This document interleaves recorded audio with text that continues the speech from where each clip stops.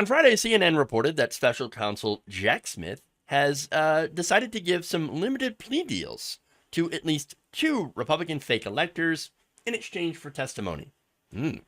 So now this is part of the January 6th election criminal investigation. So Jack Smith, of course, has two different investigations going on. One of the Mar-a-Lago documents, the other one into the January 6th Capitol insurrection. So now, according to the source, the new activity on this front could signal that investigators are nearing some charging decisions in part of the 2020 election probe. So now, these fake electors during the 2020 election, of course, lied to the government. They claimed to be the lawful electors in 7 different battleground states, and were pledging to give electoral votes to Donald Trump, even though the states had been officially won by President Joe Biden. So now, or I should say, candidate Joe Biden at the time. Now, the report noted that prosecutors were playing hardball with some of the witnesses in recent weeks, refusing to grant extensions to grand jury subpoenas for testimony and demanding they comply before the end of the month. So apparently that pressure that was put on these fake electors has them saying, oh, okay, look, we may have some information here. Let's make a deal. Let's get a immunity deal. Give me something in return because I believe that you have something, or I'm sorry, that I believe that I have something that you might be interested in. So depending on what that is, fun. So now, in this situation, let me just go back to the report actually. In the situations where prosecutors have given a witness immunity, special counsel's office arrived at the courthouse in Washington ready to compel their testimony after the witnesses indicated that they would decline to answer questions under the Fifth Amendment. The compelled testimony has allowed the special counsel's office to lock in witness statements and potentially information that other investigators who have looked in the aftermath of the 2020 election could not obtain. What kind of information? I mean, that would be important to know. It has to be important to the prosecution of someone that's bigger. You give plea deals, immunity deals to the smaller fish in order to get the bigger one. So, and there's always a bigger fish. And so, makes you wonder what they're offering, what they believe these fake electors have, what kind of information they're going to share, they're going to testify. Now, at least one of the other witnesses has spoken to investigators in the past couple of weeks outside of the grand jury with an agreement the person would be protected from potential prosecution. Again, that might be incredibly relevant here.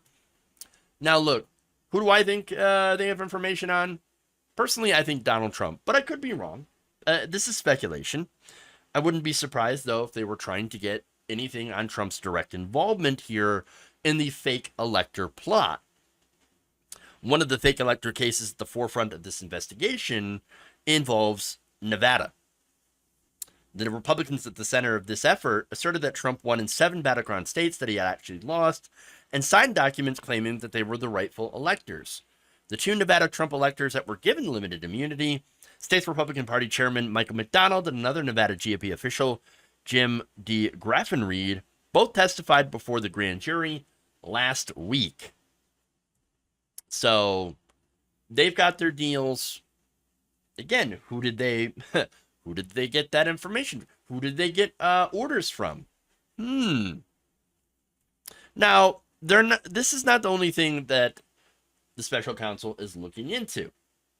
Lawyers who have been in touch with the special counsel's office in the wake of Trump's indictment in Florida have found that prosecutors are still examining what appears to be other aspects of the investigation into Trump and his allies' efforts to subvert the 2020 election results. They have pursued information about the former president's words and actions after the 2020 election, including court-ordered testimony from his former vice president, Mike Pence, and have also asked multiple witnesses recently about Trump's actions before, during, and after the January 6th attack on the U.S. Capitol. They're also looking into his former legal team. You know, people like Rudy Giuliani.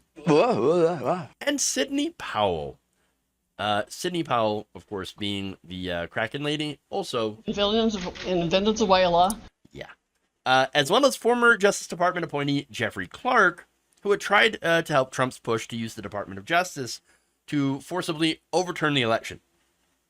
Giuliani had played a key role in overseeing the fake electors plot across 7 battleground states as part of the broader push to overturn the 2020 presidential elections for Trump, as CNN has previously reported.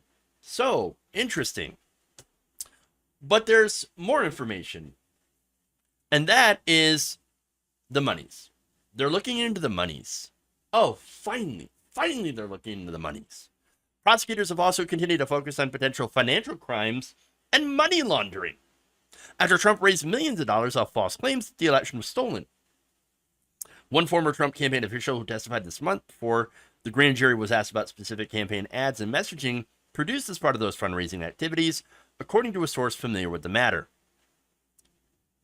I've been saying this all along. Follow the money. You gotta follow the money. And here they are. They're following the money. Look, it's not just one thing. And that's actually what's different about these other investigations. They're not just doing one thing. There are multiple angles here.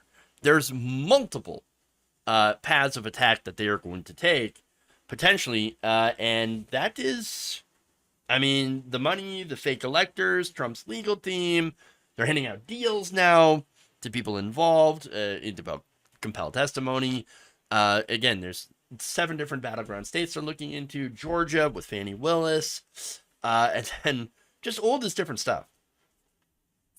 And look, when you hand out immunity deals, that's big. That's a big step. It means they've got something, once again, that the prosecutors want.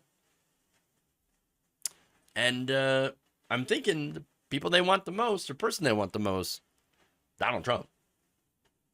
He's at the heart of it all.